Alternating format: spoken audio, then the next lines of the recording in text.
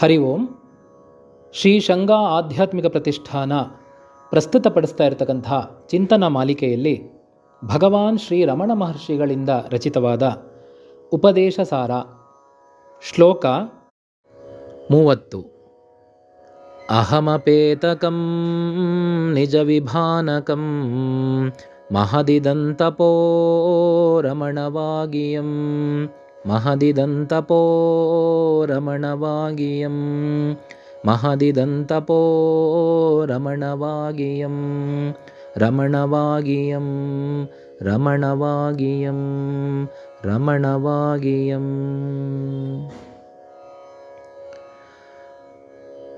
ಓಂ ನಮೋ ಭಗವತೆ ರಮಣಾಯ. ಉಪದೇಶ ಸಾರ ಈ ಶ್ಲೋಕ ಮಾಲಿಕೆಯ ಕಟ್ಟ ಕಡೆಯ ಶ್ಲೋಕ. ಅಹಮಪೇತಕಂ ನಿಜ ವಿಭಾನಕಂ ಮಹದಿದಂತಪಃ ರಮಣ ವಾಕ್ ಇಯಂ. ಕಳೆದ 29 ಶ್ಲೋಕಗಳಲ್ಲಿ ಹಲವಾರು ವಿಚಾರಗಳನ್ನು ನಾವು ನೋಡಿದ್ದೇವೆ. ರಮಣ ಮಹರ್ಷಿಗಳು ಜೀವನದ ಸಾರ್ಥಕತೆ ಬಗ್ಗೆ ಉಪನಿಷತ್ತಲ್ಲಿ ತಿಳಿಸಿರ್ತಕ್ಕಂಥ ಎಲ್ಲ ವಿಚಾರಗಳನ್ನು ಕೇವಲ 30 ಶ್ಲೋಕಗಳಲ್ಲಿ ತಿಳಿಸ್ಕೊಟ್ಟಿದ್ದಾರೆ. ಈ ಉಪನಿಷತ್ತಿನ ಸಾರವಾದ ಉಪದೇಶ ಸಾರ ಈ ಗ್ರಂಥ ನಮ್ಮೆಲ್ಲರನ್ನು ಉದ್ಧರಿಸಿ ಮೋಕ್ಷದ ಕಡೆಗೆ ಕರೆದುಕೊಂಡು ಹೋಗ್ತಾ ಇದೆ. ನಾವೆಲ್ಲರೂ ಪೂರ್ಣ ಆನಂದದಿಂದ ಜೀವನವನ್ನು ನಡೆಸೋದಕ್ಕೆ ಸುಲಭ ಮಾರ್ಗವಾಗಿದೆ.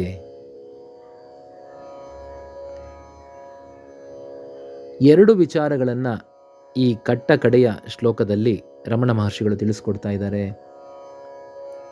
ಅದೇ ದೊಡ್ಡ ತಪಸ್ಸು, ಮಹತ್ ತಪಃ, ಮಹತ್ ಇದಂ ತಪಃ ರಮಣ ವಾಕ್ ಇಯಂ. ಇದೇ ರಮಣ ಮಹರ್ಷಿಗಳು ಹೇಳ್ತಾ ಇರ್ತಕ್ಕಂಥ ವಾಕ್. ಫೈನಲ್ ಮೆಸೇಜ್ ಯಾವುದದು ತಪಸ್ಸು? ಒಂದನ್ನು ಬಿಡಬೇಕು, ಇನ್ನೊಂದನ್ನು ಅನುಸರಿಸಬೇಕು. ಒಂದನ್ನು ಬಿಟ್ಟರೆ ಇನ್ನೊಂದು ತಾನಾಗ್ತಾನೆ ಇರುತ್ತಲ್ಲಿ. ಯಾವುದನ್ನು ಬಿಡಬೇಕು? ಇದನ್ನೇ ವೈರಾಗ್ಯ ಅಂತ ಹೇಳೋದು. ವೈರಾಗ್ಯ ವೈರಾಗ್ಯ ವೈರಾಗ್ಯ. ವೈರಾಗ್ಯದಿಂದ ವಿವೇಕ ವಿವೇಕ ವಿವೇಕ. ಯಾವುದು ವೈರಾಗ್ಯ, ಯಾವುದು ವಿವೇಕ? ಅಹಮಪೇತಕಂ. ಈ ಫಾಲ್ಸ್ ಐ, ಅಹಂಕಾರದಿಂದ ಕೂಡಿರ್ತಕ್ಕಂಥ ಅಹಂ, ಜನ್ಮಜನ್ಮಾಂತರದಿಂದ ನನ್ನ ಅಂತಃಕರಣದಲ್ಲಿ ಸೇರ್ಕೊಂಡಿರ್ತಕ್ಕಂಥ ಈ ಮಾಯಾ ಭೂತವಾಗಿರ್ತಕ್ಕಂಥ, ಪೆಡಂಭೂತವಾಗಿರ್ತಕ್ಕಂಥ, ರಾಕ್ಷಸನಾಗಿರ್ತಕ್ಕಂಥ ಈ ಅಹಂ ಅನ್ನ ನಾಶ ಮಾಡೋದು. ಅದು ನಾಶ ಮಾಡ್ತಿದ್ದ ಹಾಗೇನೆ ನಿಜ ವಿಭಾನಕಂ, ರಿಯಲ್ ಐ, ಕಾನ್ಷಿಯಸ್ನೆಸ್ ಐ, ನಿಜವಾದ ನಾನು ಹೊಳೆಯೋದಕ್ಕೆ ಶುರುವಾಗತ್ತೆ. ಯಾವಾಗ ಮಾಯಾ ಬದ್ಧವಾಗಿರ್ತಕ್ಕಂಥ ನಾನು ಬಿದ್ದೋಗುತ್ತೋ, ಸತ್ಯವಾಗಿರ್ತಕ್ಕಂಥ ನಾನು ಹೊಳೆಯೋದಕ್ಕೆ ಶುರುವಾಗತ್ತೆ. ಅಜ್ಞಾನದ ನಾನು ನಾಶ ಆಗ್ತಿದ್ದ ಹಾಗೆ ಜ್ಞಾನದ ನಾನು ಮೇಲೆ ಹೊಳೆಯೋದಕ್ಕೆ ಶುರುವಾಗತ್ತೆ. ಬೆಳಕಿನ ನಾನು ಪ್ರಜ್ವಲಿಸ್ತಾ ಇದ್ದಾಗ ಕತ್ತಲೆಯ ನಾನು ಸಂಪೂರ್ಣವಾಗಿ ನಾಶವಾಗಿಬಿಡುತ್ತೆ. ಆನಂದದ ನಾನು ಹೊಳೆಯೋದಕ್ಕೆ ಶುರು ಆದ ಮೇಲೆ ದುಃಖದ ನಾನು ಸಂಪೂರ್ಣವಾಗಿ ಕಳಚಿ ಬಿದ್ದು ಹೋಗುತ್ತೆ. ಇದೆರಡೇ ನಾವು ಪ್ರತಿ ಕ್ಷಣ ತಪಸ್ಸು ಮಾಡಬೇಕಾಗಿರೋದು. ಯಾವುದದು ತಪಸ್ಸು? ಅಹಂ ಬ್ರಹ್ಮಾಸ್ಮಿ, ಅಹಂ ಆನಂದ ಅಸ್ಮಿ, ನಾನು ಆನಂದವಾಗಿದ್ದೇನೆ, ನಾನು ಆನಂದ, ನಾನು ಆನಂದ, ನಾನು ಪರಂಬ್ರಹ್ಮ, ನಾನು ಶ್ರೇಷ್ಠವಾದ, ಉತ್ಕೃಷ್ಟವಾದ, ಹಿರಿದಾದ ಚೈತನ್ಯ, ಪರಬ್ರಹ್ಮ ಆತ್ಮ.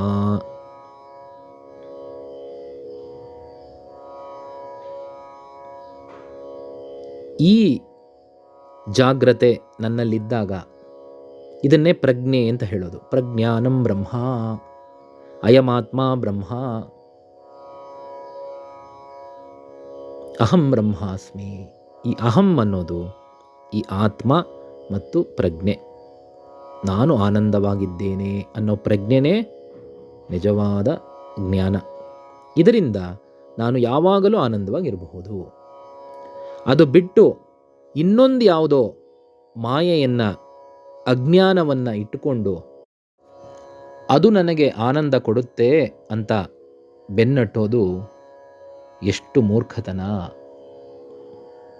ತಾಯಿಗೆ ತನ್ನ ನಿಜವಾದ ಮಗ ಯಾರು ಅಂತ ಗೊತ್ತಾಗತ್ತೆ. ಒಂದು ವೇಳೆ ಮಗ ಎಲ್ಲೋ ಹೋಗಿರ್ತಾನೆ, ಇನ್ನೊಬ್ಬ ಯಾರೋ ಡೂಪ್ಲಿಕೇಟ್ ಮಾಯಾವಿ ನಾನು ನಿನ್ನ ಮಗ ಅಂತ ಹೇಳಿ ಅದೇ ವೇಷ ಹಾಕ್ಕೊಂಡು ಅವನಂತನೇ ಕಾಣೋ ರೀತಿ ಬರ್ತಾನೆ ಅಂತ ತಿಳ್ಕೊಳ್ಳೋಣ. ಆದರೆ ಆ ತಾಯಿಗೆ ಚೆನ್ನಾಗಿ ಗೊತ್ತಾಗತ್ತೆ, ಇವನು ಮಾಯಾವಿ, ಇವನು ನಿಜವಾದ ಮಗ ಅಲ್ಲ ಅಂತ.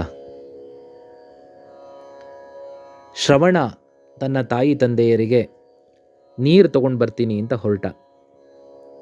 ಆಗ ದಶರಥ ಮಹಾರಾಜ ಯಾವುದೋ ಒಂದು ಪ್ರಾಣಿ ಬಂದಿದೆ ಅಂತ ಹೇಳಿ ಬಾಣ ಬಿಟ್ಟ.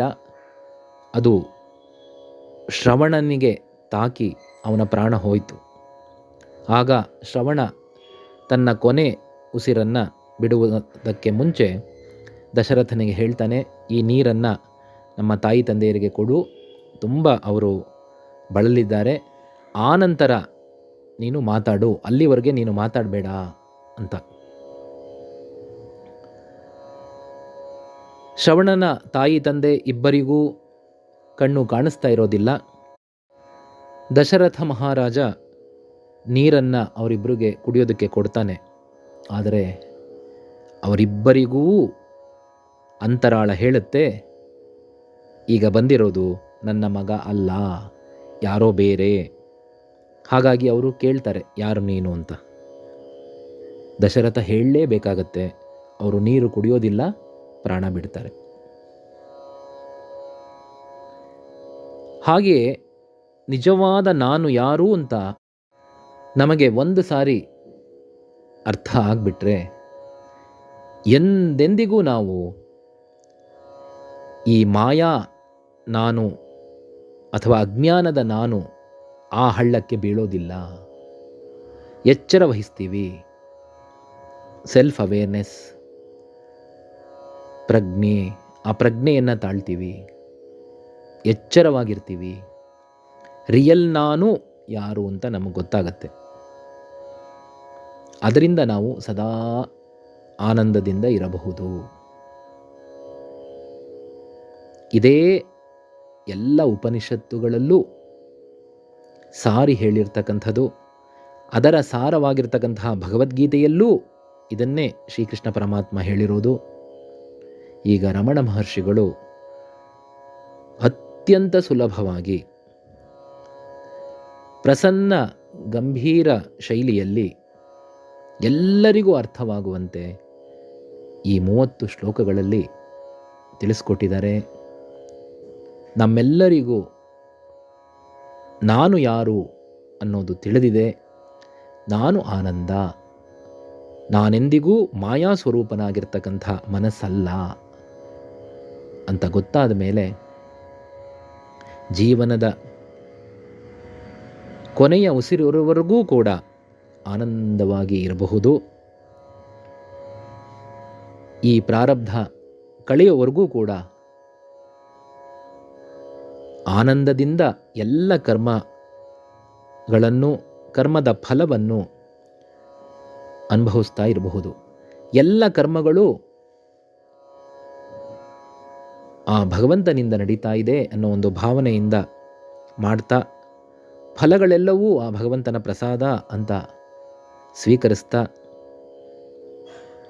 ನಾನು ಆನಂದ ಸ್ವರೂಪ ಅಂತ ಸದಾ ಎಚ್ಚರದಿಂದ ನಾವೆಲ್ಲರೂ ಜೀವನವನ್ನು ನಡೆಸ್ತಾ ಆನಂದವಾಗಿ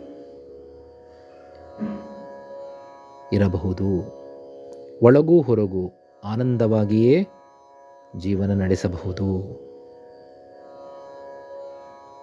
ಯಾವ ಬಂಧನವೂ ಇಲ್ಲ, ಯಾವ ಮುಕ್ತಿಯೂ ಇಲ್ಲ.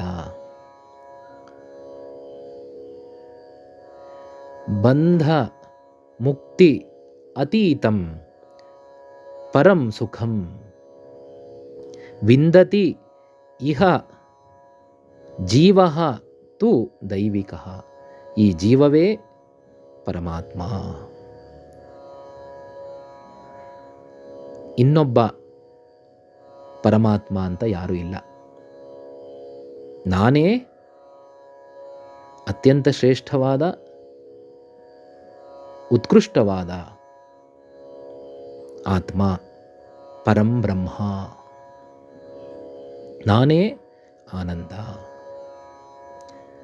ಅಹಮಪೇತಕಂ ನಿಜ ವಿಭಾನಕಂ. ಆ ತಪ್ಪು ನಾನು, ಅಜ್ಞಾನದ ನಾನು ಕಳಚಿ ಹೋಗ್ತಾ ಇದೆ. ನಿಜವಾದ ನಾನು ಹೊಳಿತಾ ಇದೆ. ಕತ್ತಲೆ ದೂರ ದೂರ ದೂರ ಹೋಗ್ತಾ ಇದೆ. ಪೂರ್ಣ ಬೆಳಕು ನನ್ನ ಅಂತಃಕರಣದಲ್ಲಿ ವ್ಯಾಪಿಸಿದೆ. ಇದೇ ಮಹತ್ ಇದಂ ತಪಃ. ಇದೇ ಮಹತ್ತಾಗಿರ್ತಕ್ಕಂಥ ದೊಡ್ಡ ತಪಸ್ಸು. ಇದೇ ರಮಣ ವಾಕ್ ಇಯಂ. ಇದೇ ರಮಣ ಮಹರ್ಷಿಗಳ ಅತ್ಯಮೂಲ್ಯವಾಗಿರ್ತಕ್ಕಂಥ ಕಟ್ಟ ಕಡೆಯ ಉಪದೇಶ. ಅಹಂ ಬ್ರಹ್ಮಾಸ್ಮಿ, ಅಹಂ ಬ್ರಹ್ಮಾಸ್ಮಿ, ಅಹಂ ಬ್ರಹ್ಮಾಸ್ಮಿ. ನಾನೇ ಆನಂದ, ನಾನೇ ಆನಂದ, ನಾನೇ ಆನಂದ. ಅಹಮಪೇತಕಂ ನಿಜ ವಿಭಾನಕಂ ಮಹದಿದಂತಪೋ ರಮಣವಾಗಿಯಂ. ಮಹದಿದಂತಪೋ ರಮಣವಾಗಿಯಂ, ಮಹದಿದಂತಪೋ ರಮಣವಾಗಿಯಂ, ರಮಣವಾಗಿಯಂ, ರಮಣವಾಗಿಯಂ, ರಮಣವಾಗಿಯಂ. ಓಂ ಶಾಂತಿ ಶಾಂತಿ ಶಾಂತಿ. ಹರಿ ಓಂ ತತ್ಸತ್. ಶ್ರೀಕೃಷ್ಣಾರ್ಪಣಮಸ್ತು. ಸದ್ಗುರುಪಾದಾರವಿಂದಯೋಃ ಸಮರ್ಪಯಾಮಿ. ಎಲ್ಲರಿಗೂ ಶುಭವಾಗಲಿ.